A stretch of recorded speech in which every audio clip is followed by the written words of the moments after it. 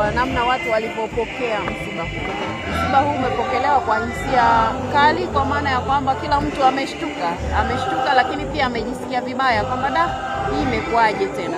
Kwa kama kuna la kujifunza ni kuishi vizuri na watu, kwa sababu hufahamu kesho yako, ama hufahamu kama hivi yeye amelala hatuoni sisi, lakini sisi ndio tunaojua kwamba ngoja niende nikamsindikize, ngoja niende nikamsitiri.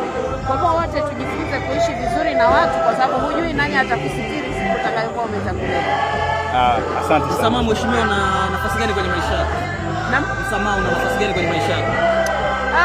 Msamaha kwa kweli ni jambo la muhimu. Kwanza wewe mwenyewe kujifunza kusamehe watu, lakini pia ukijifunza wewe kusamehe watu, ni rahisi kwako pia wewe kuomba msamaha ukiwakosea watu, kwa sababu hujui dakika inayofuata nini kitatokea. Faraja ya watoto kama mheshimiwa, faraja kwa watoto wa marehemu. Watoto wa marehemu kwa kweli mimi niwape pole sana. Kama nilivyosema, yeye kama mzazi wao ambaye ametangulia, bado na yeye alikuwa na umri mdogo sana, kwa hiyo hawajafika umri wa kuweza labda kuanza kupima kwamba huwa inafananaje kutokuwa na mzazi. Kwa hivyo mimi faraja yao ni kwamba tunawaombea kwa Mwenyezi Mungu, kwamba kwa sababu Mungu ndiye baba wa yatima, kwa hivyo tunaamini kwamba Mungu atawatunza, na nitumie fursa hii